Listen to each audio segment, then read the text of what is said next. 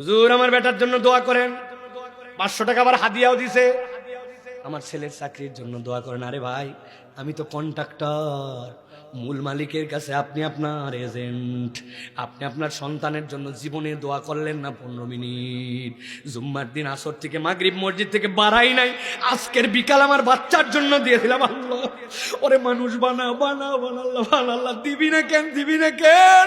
আসর থেকে মাগরিব কান্দা আসে না, তাও ছাড়ে না, কখনো সিজদায় চলে যায়, কখনো রুকুতে চলে যায়, কখনো হাত তুলে বলে, কখনো দাঁড়ায় বলে, কখনো বুকে কোরআন শরীফ নিয়ে বলে। 1 ঘন্টা 1.5 ঘন্টা সন্তানের জন্য দোয়া করতে করতে পাগল হয়ে গেছে। মনে করছে সন্তান অটোমেটিক হয় না।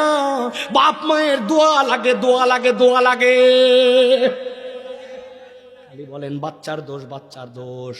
আপনি দোয়াই করেন না আপনার নাতির জন্য। আল্লাহ আমি চলে যাব দুনিয়া থেকেই, আল্লাহ ওই ইমাম বুখারীর মতো আমার নাতিকে বানাও, ইমাম গাজ্জালি বানাও, ইমাম নববী বানাও, আমার ছেলেটাকে হাফেজ বানাও, আলেম বানাও। ইব্রাহিম আলাইহিস সালাম 4000 বছর আগে দোয়া করছে, রব্বানা ওয়াবাস ফীহিম রাসূলাম মিনহুম। নবী বলছে 4000 বছর পরে আল্লাহ ইসমাইলের থেকে একটাই নবী দিয়েছে, আমি মুহাম্মদ সাল্লাল্লাহু আলাইহি ওয়াসাল্লাম, আমার দাদার দোয়ার ফসল। সুবহানাল্লাহ। জানেন না কবে ফলবে, কিন্তু দোয়াই করি না, ইস্তেগফারি করি না। কে বলেন বাবা, বলেন খালি নিরেট ওয়াজ না, এটা বলেন। ও ইস্তেগফার করলাম,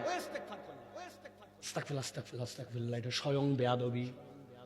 নবীজি 70 বারের উপরে ইস্তেগফার করলো, আর আমি মনে করলাম আমার গুনাহ খাতাই নাই বোধহয়, আমার হাতে টাইম নাই, I have not enough time. বাপরে, চায়ের দোকানে বসে মোবাইলের দিকে তাকায়া, ওই টিভির দিকে তাকায়, সময় তার শেষই হয় না। স্ক্রল করে বল বেটা বল, জীবনে কোনোদিন